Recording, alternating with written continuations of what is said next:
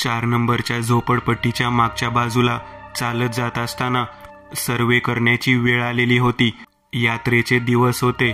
प्रत्येक झोपडपट्टीच्या मागच्या बाजूला असलेल्या न्हाणी घरामध्ये जिथे बाथरूमच्या पाण्याच्या टाक्या आहेत त्या ठिकाणी सर्वे करण्याचे काम आमचं सुरू होतं. आरोग्य विभागामध्ये काम करणारा माझा मित्र प्रमोद आणि मी दोघेही मिळून तो सर्वे करत होतो.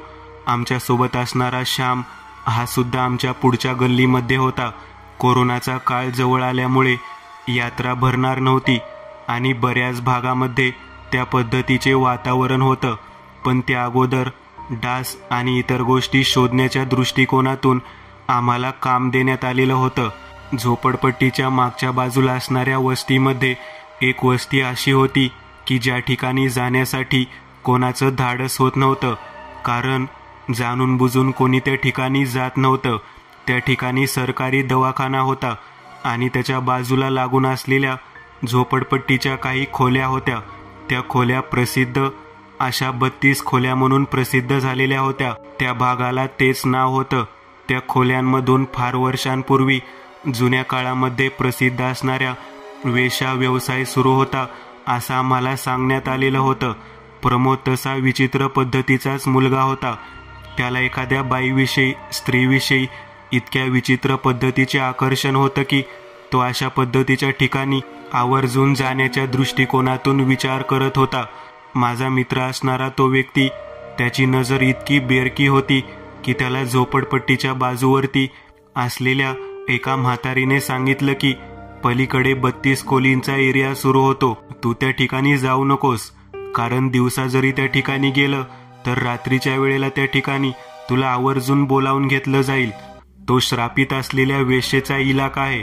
तेव्हा तो माझ्याकडे पाहत म्हणाला, काही माणसं बडबड करतात, आपल्याला कामापासून दूर करण्याच्या दृष्टिकोनातून असले काहीतरी थोतांड रचून आपल्याला सांगतात. त्यावेळेला मी म्हणालो, अरे ही म्हातारी आपल्याला कशाला खोटं बोलत असेल. तेव्हा तो माझ्याकडे पाहत म्हणाला, तुला वाटतं का प्रत्येक म्हातारी बाई असं खरं बोलत असेल? काही वेळेला काय असतं, चोरीचं सामान वगैरे सुद्धा त्या खोल्यांमधून जुळवून ठेवलेले असते.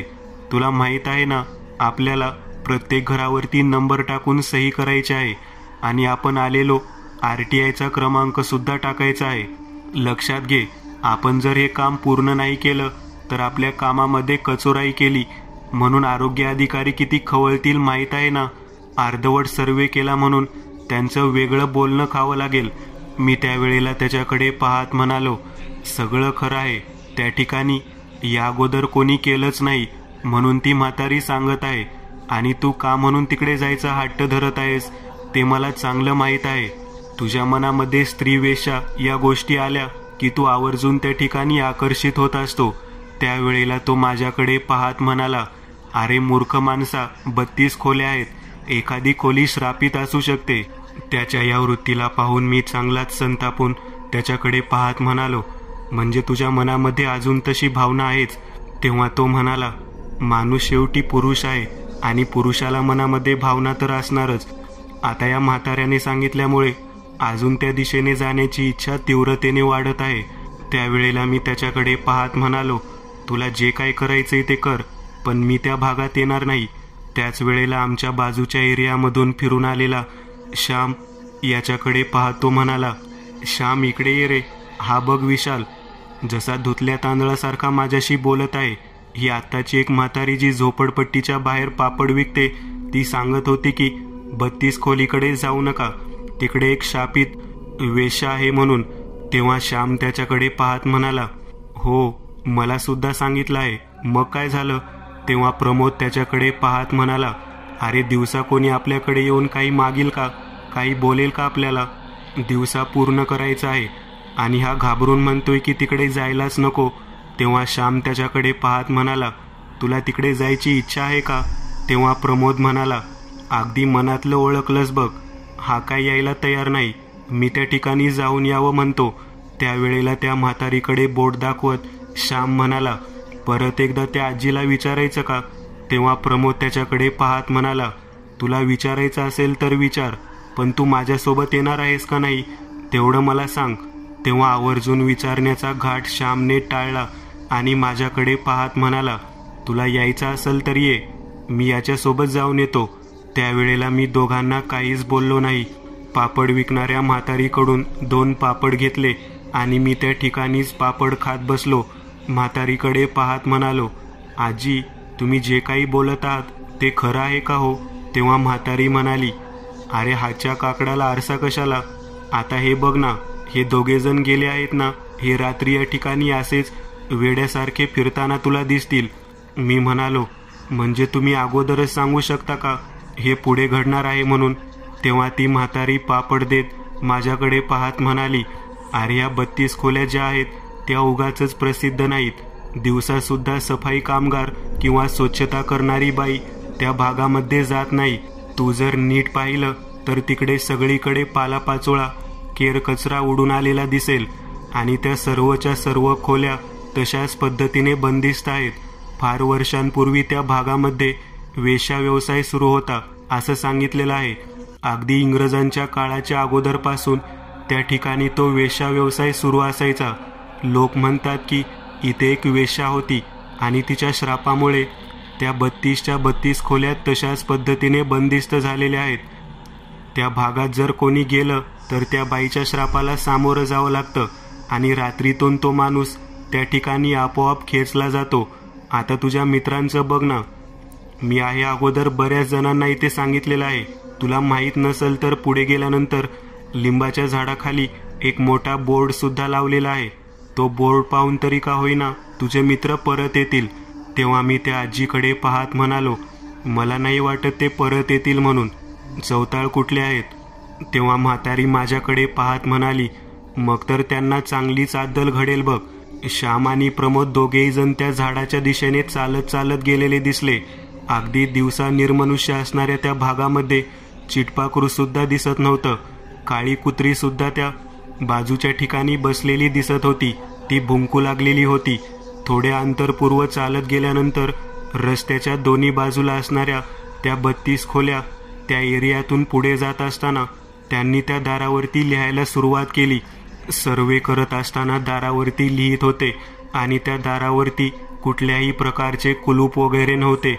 प्रमोद आवर्जून आतमध्ये काय आहे हे पाहण्याच्या दृष्टिकोनातून कडी काढून आतमध्ये डोकावून पाहत होता. सर्वत्र घाण आणि कचराच होता. दोघे जण पहिल्या 4-4 खोल्यांच्या भागामध्ये जाऊन आले. त्यानंतर पुढे चौक लागला. पुन्हा 4-4 खोल्या दोन्ही बाजूला. त्याच्यानंतर समोर एक कंपाऊंड होतं आणि त्या डाव्या बाजूला गेल्यानंतर पुन्हा 4 आणि पुन्हा 4 अशा 4-4 खोल्या समोरासमोर. असे एकूण 32 खोल्या त्या जुन्या काळातल्या बांधलेल्या होत्या. ते काही वेळानंतर दिसेनासे झाल्यानंतर मी म्हातारीकडे पाहत म्हणालो, आजी, मला एक कळेल का नेमकं घडतं तरी काय इथं? तेव्हा म्हातारी म्हणाली, लेकरा, तुझ्या मनामध्ये खूप जाणून घेण्याची भावना आहे. मला वाटतं तू रात्री 11:15च्या दरम्यान या ठिकाणी येऊन बस. माझं घर हे बाजूलाच आहे. तुला प्रत्यक्ष पाहायलाच मिळेल. तेव्हा मी म्हणालो, म्हणजे आज नक्की काहीतरी घडणार? तेव्हा म्हातारी म्हणाली, अरे येऊन तर बघ ना काय होतं ते. त्या म्हातारीकडे मी नीट पाहिलं. तिच्या कमरेला चांदीचा पट्टा होता. त्याचबरोबर बाजूबंद होते आणि तिच्या गळ्यामध्ये बोरमाळ होती. मी त्या म्हातारीकडे पाहत म्हणालो, आजी, तुम्ही तर झोपडपट्टीत राहता, पापड विकायचा व्यवसाय करता, मग एवढे दागिने आणि सोने चांदी तुमच्याकडे कसं काय? तेव्हा म्हातारी म्हणाली, अरे माझ्या आईबापाने, माझ्या नवऱ्याने काय कमावलं आहे का नाही? मग ते घालायला नको. व्यवसाय जरी पोटभरीचा करत असले तरी राहणीमान माझं तसं चांगलंच आहे. त्या म्हातारीचं बोलणं ऐकल्यानंतर मी तिच्याकडे नीट निरखून पाहू लागलो. तेव्हा माझ्या लक्षात आलं, तिच्या पायामध्ये जोडवे होते आणि तिला 6 बोटं होती. मी आजीकडे पाहत म्हणालो, आजी, या ठिकाणी एक शापित वेश्या आहे असं तुम्ही मला सांगितलं. कशामुळे ती आहे? तेव्हा म्हातारी म्हणाली, तुला सगळीच कहाणी ऐकून घ्यायची आहे का? थांब, तुझे मित्र येईपर्यंत मी तुला काही गोष्टी नक्की सांगते. त्या म्हातारीने तसं सांगितल्यावर मी त्या ठिकाणी थांबलो. भर दुपारी हे आपले मित्र त्या ठिकाणी गेलेले आहेत, परंतु ते येईपर्यंत ही म्हातारी जी काय सांगते ते आपण ऐकून घ्यायला हवं असं म्हणत मी तिच्यासोबत पापड खात त्या ठिकाणीच बसलो. ज्या दिशेने मी पाहत होतो त्या दिशेने चिडपाखरू सुद्धा नव्हता. आणि त्या कोपऱ्यावरती त्या 32 खोल्या जिथे सुरू होतात त्या ठिकाणी ती म्हातारी ते कठड्यावरती बसलेली होती. ती माझ्याकडे पाहत म्हणाली, लेकरा, ही फार जुनी वास्तू आहे. या ठिकाणी एक नर्तकी राहत होती. ती स्वतःच्या स्वच्छतेने वेश्या व्यवसाय करत होती. तिच्यासोबत तिच्यासारख्या एका विशिष्ट समाजातल्या 10 ते 12 मुली होत्या आणि त्यासुद्धा त्याच व्यवसाय करून स्वतःचा चरितार्थ चालवत होत्या. लोक म्हणतात की फार वर्षांपूर्वी संस्थानिकांच्या दारी पदरी अशा पद्धतीच्या स्त्रिया असायच्या. त्यांना राजाश्रय असायचा. त्या नृत्य वगैरे गायन वगैरे करून पैसा आणि धनदौलत कमवत असायच्या. त्यातीलच हा प्रकार होता. राजाचा आश्रय असणाऱ्या सर्व मुलींना ती मुख्य असलेली मालिनी म्हणायची मुलगी चांगल्या रीतीने सांभाळत होती. एका वेगळ्याच घटनेमध्ये या संपूर्ण 32 खोल्यांच्या भागामधल्या त्या सर्व नृत्यांगना बंदी बनवल्या गेल्या. बाजूच्या भागातील राजाने केलेल्या आक्रमणातून त्यांना बंदिस्त बनवण्यात आलं. त्यांना त्या ठिकाणाहून दुसरीकडे कुठेही जाऊ दिलं गेलं नाही आणि त्याच ठिकाणी त्या राजाने त्याच्या सरदारांसह त्या सर्व मुलींवरती अत्याचार केला. त्या वेश्या जरी असल्या तरी त्यांना मन होतं, त्यांच्या भावना होत्या आणि त्यांच्या मनाविरुद्ध त्यांच्यासोबत शारीरिक अत्याचार झाल्यामुळे त्या संपूर्ण भागामध्ये झालेल्या कत्तलीनंतर त्या तशाच अवस्थेत तिथेच पडून राहिल्या. मुख्य असलेली मालिनी दयायाचना करून त्या हल्ला करणाऱ्या शत्रुपक्षाच्या राजासमोर विनवणी करून म्हणत होती की आम्हाला सोडून देण्यात यावं. तुमची इच्छा पूर्ण झाली आहे, आम्हाला सोडून देण्यात यावं. परंतु त्या राजाने त्यांना मुक्त केलंच नाही. आपल्या शत्रुपक्षाच्या राजाच्या राज्यातील या सर्व मुली त्याने एका विशिष्ट पद्धतीने बंदिस्त करून त्या 32च्या 32 खोल्यांना बाहेरच्या बाजूने कुलूप लावून त्याने आपल्या दारूने मदमस्त झालेल्या सैनिकांना सरदारांना उपभोगण्यासाठी तिथे ठेवल्या. प्रत्येक जणीची एक विशिष्ट खून असावी म्हणून त्याने चांदीचा कंबरपट्टा दंडावरती बाजूबंद बनवले आणि त्याच्यावरती विशिष्ट राजाची मुद्रा त्याने तयार करून त्यांना त्याने संख्या दिली. विशिष्ट संख्येची विशिष्ट खोलीत राहणारी ती विशिष्ट गणिका असं त्याने नाव ठेवलं. तब्बल 3 महिने हा भयानक पद्धतीचा त्रास सहन करून त्या सर्वजणी जीवन जगत होत्या. अखेर त्यांना त्या गोष्टीची सवय झाली आणि त्याच वेळेला पुन्हा एकदा नियतीने भयंकर खेळ खेळला.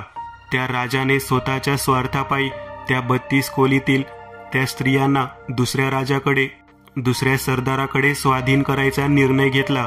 पुन्हा तोच अत्याचार, तोच त्रास. या गोष्टीला त्या सर्वच्या सर्वजण कंटाळून गेलेल्या होत्या. पहिल्या राजाने तो राजाश्रय दिला होता.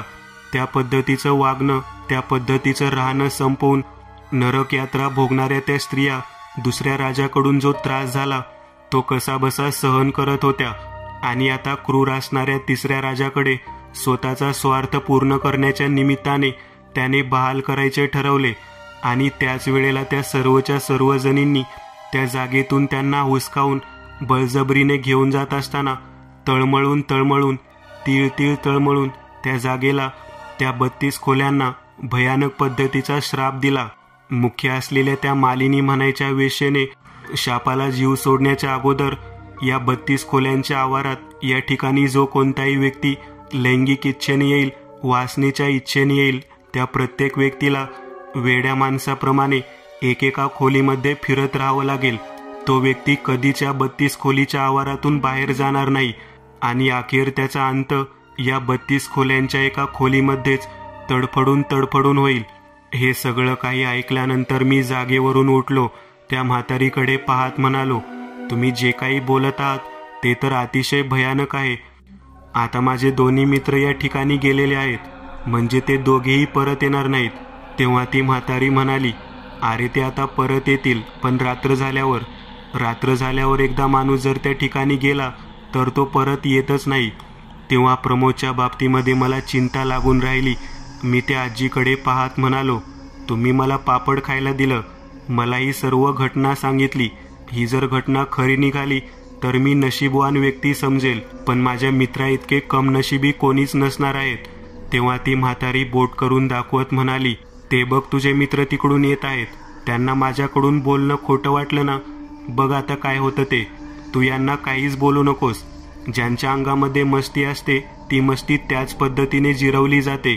मी त्यावेळेला म्हातारीकडे पाहत म्हणालो, अहो पण ते जीवानिशी जातील. त्या 32 खोल्यांच्या आतमध्ये असणारा तो वेश्येचा श्राप त्यांना कायमस्वरूपी नष्ट करून टाकेल. तेव्हा ती म्हातारी म्हणाली, जेव्हा एखादा व्यक्ती ही गोष्ट करू नको म्हटल्यावर मुद्दा म्हणून जर कोणी ती गोष्ट करत असेल तर त्याची शिक्षा तर त्याला मिळणारच.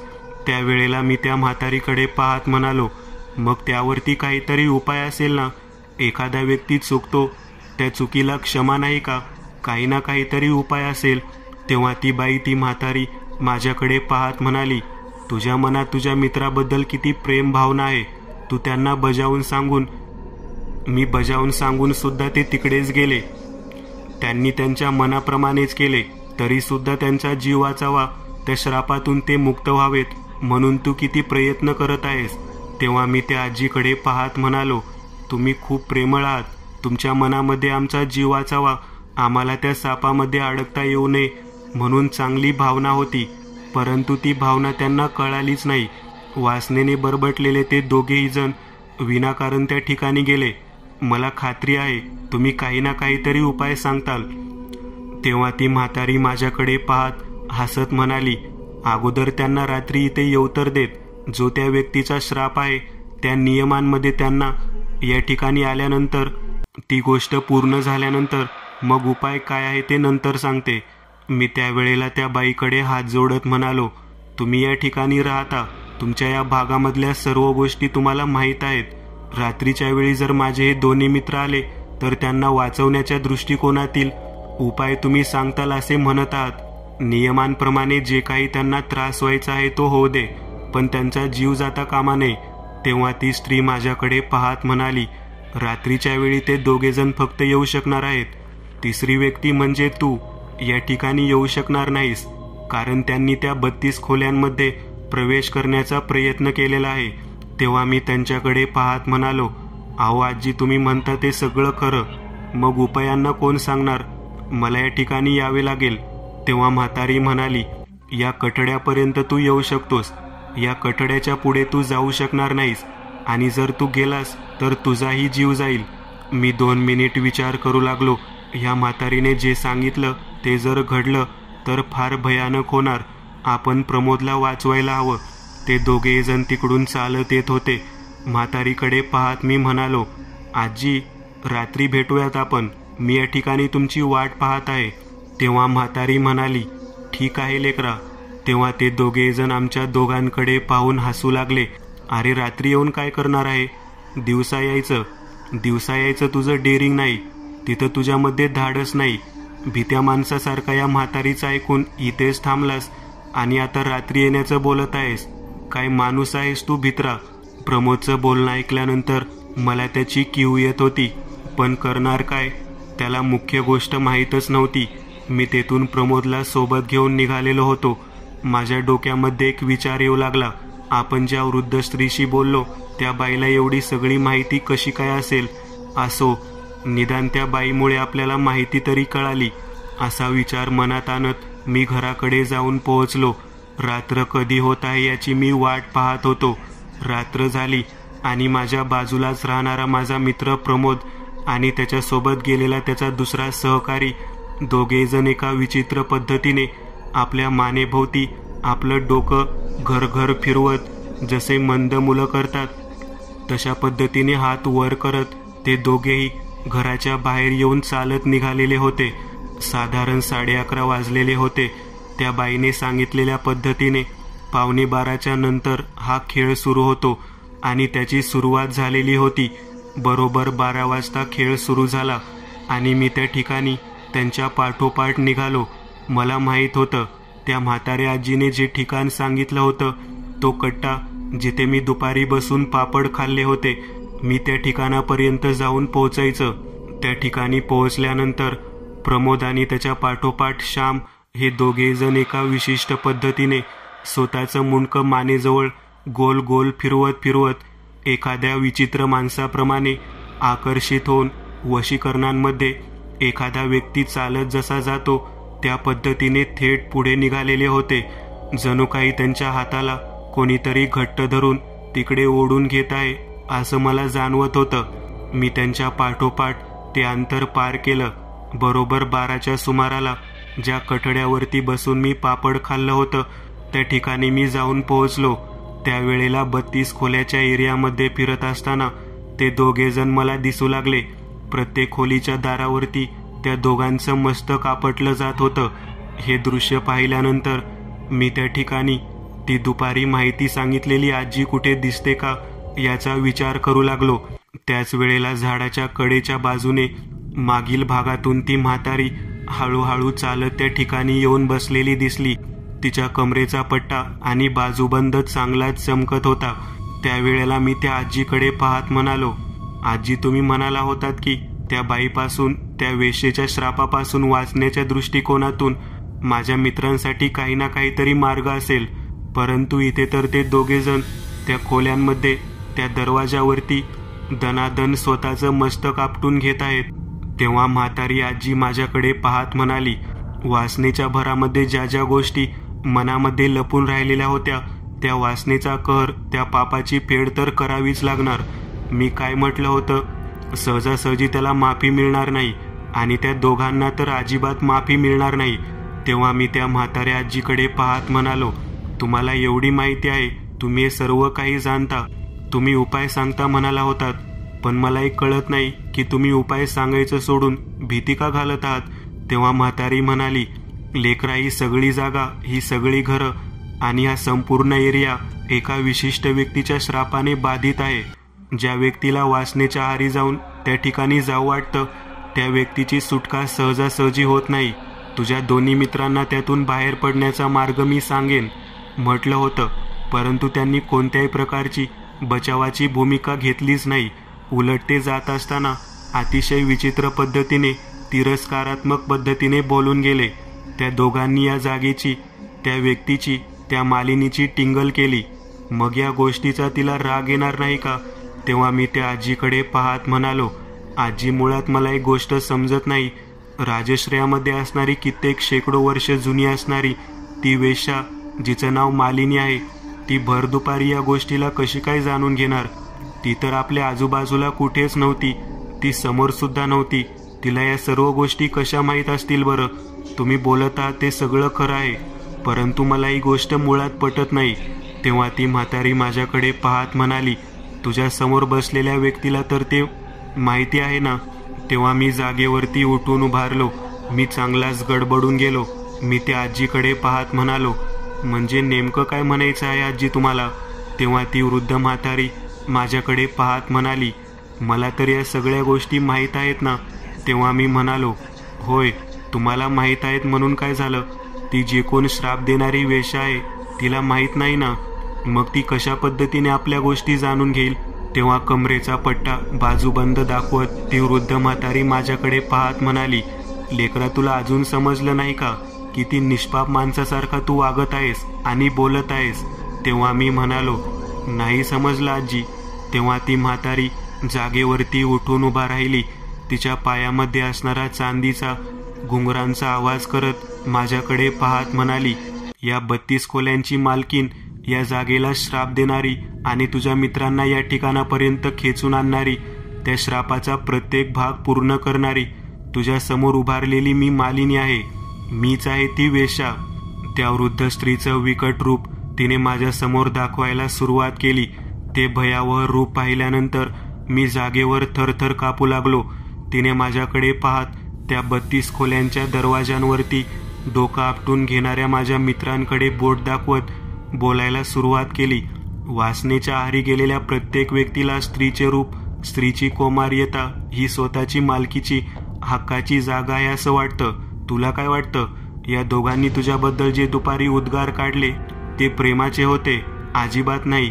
तिरस्कारात्मक भावनेने तुला भित्रा आणि बुळगा समजून दाखवण्याचा प्रयत्न या दोघांनी केला. त्यावेळेला मी त्या म्हातारीकडे पाहत म्हणालो, मला इथून जाऊ दे. मला कोणालाही वाचवण्याच्या दृष्टीमध्ये मला बोलायचे असे नाही. मी तुम्हाला म्हणून सांगतो, मला यातून मुक्त करा. मला या ठिकाणी राहायचं नाही.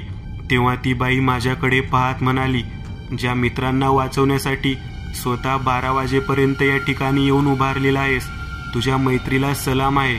तुझ्या मित्रांची चूक जरी असली तरी त्यांना त्याची शिक्षा दिल्यानंतर मी स्वतः त्यांना या ठिकाणाहून मुक्त करेन.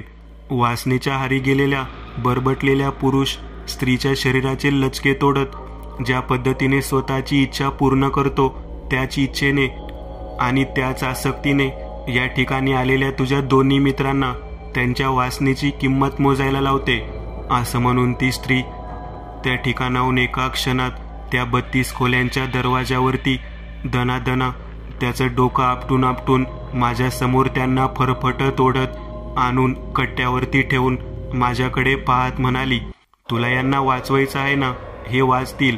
यांचा जीव मी घेणार नाही, परंतु यांना आयुष्यभरामध्ये एक श्राप देत आहे. तो श्राप असा आहे की या जागेमधून ते याच जागेत मृत्युमुखी पडणार होते.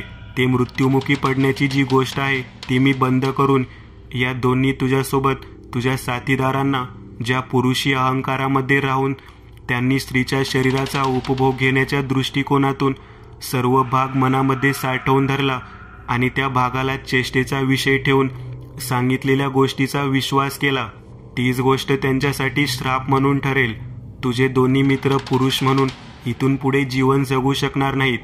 त्यांचं संपूर्ण आयुष्य एका तृतीयपंथी किन्नर व्यक्तीमध्ये बदलून जाईल आणि हीच शिक्षा मी त्यांना देत आहे. तुला दिलेल्या बोलण्याप्रमाणे मी त्यांना जीवनदान देत आहे, परंतु त्यांच्या पुरुषत्वाला आणि त्यांच्या उन्हाळा असलेल्या पुरुषी अहंकाराला थांबवण्याच्या दृष्टिकोनातून मी त्यांना हा श्राप देत आहे. त्या मालिनी म्हणायच्या वृद्धावस्थेत दिसणाऱ्या भयानक स्त्रीने तो श्राप दिला आणि माझ्या दोन्ही मित्रांचे पौरुषत्व हरण करण्याच्या दृष्टिकोनातून तिने आपली नजर त्यांच्या शरीरावरती फिरवली. एका क्षणात प्रमोद आणि श्याम या दोघांच्या शरीरामध्ये चित्रविचित्र पद्धतीचे बदल घडून आलेले मी स्वतः पाहिले. त्या दोघांच्या शरीराला ज्या जर्जर पद्धतीने त्या भयानक दिशेने ग्रासून टाकले होते, ती वेश्या माझ्याकडे पाहत म्हणाली, तुझ्यासारखा मित्र आहे म्हणून हे दोघेजण वाचले, नाहीतर या 32 खोल्यांच्या आतमधल्या कोणत्याही एका खोलीमध्ये यांचे प्रेत सडत बसलं असतं. जा यांना घेऊन. तेव्हा मी त्या स्त्रीकडे पाहत म्हणालो, तुम्ही स्वतः मला भेटला, तुम्ही स्वतः सगळी गोष्ट सांगितली आणि तुम्ही स्वतःच यांना शिक्षा दिली. तुमचं मन खूप मोठं आहे हे तुम्ही दाखवून दिलं. चांगल्या मित्रांच्या सोबत राहिल्यानंतर आयुष्यात मैत्रीचा काय फायदा होऊ शकतो हे तुम्ही त्या माझ्या मित्रांना दाखवून दिलं. पण जो त्यांना तुम्ही श्राप दिला आहे तो त्यांच्यासाठी जिवंतपणे मरण्यासारखा आहे. माझी विनंती आहे, यांना काही कालावधी तर का होईना तो शाप भोगू द्या आणि त्यानंतर यांची मुक्तता करा. यांना पुरुषत्व बहाल होईल असं काहीतरी कारण सांगा. तेव्हा त्या भयानक स्त्रीने माझ्याकडे पाहत त्या दोघांना पाहत स्वतःच्या तोंडून 2 शब्द उच्चारून बोलायला सुरुवात केली. ती म्हणाली, आजपासून 1 वर्षानंतर याच झाडाखाली पुन्हा एकदा मी या तुझ्या मित्रांना किन्नर अवस्थेत पाहिल. ते 1 वर्षाचा कालावधी झाल्यानंतर त्यांना पुन्हा माझ्या नजरेने पुरुषत्व बहाल होईल. ही गोष्ट ऐकल्यानंतर माझे मित्र आम्ही सर्वजण निदान त्या कालावधी करता का होईना आनंदित झालो आणि त्या 32 खोल्यांच्या त्या वेश्येच्या श्रापाच्या जागेतून तेथून घराकडे परत निघालो. माझ्या दोन्ही मित्रांना 1 वर्षापर्यंत अतिशय भयानक पद्धतीची किन्नराची शिक्षा भोगावी लागली आणि बरोबर 1 वर्षानंतर त्याच जागी पुन्हा एकदा मालिनी म्हणायच्या त्या वृद्ध पापड विकणाऱ्या स्त्रीच्या स्वरूपातल्या वेश्येने आपली नजर फिरवून त्या दोघांनाही त्या किन्नराच्या श्रापातून मुक्त केलं.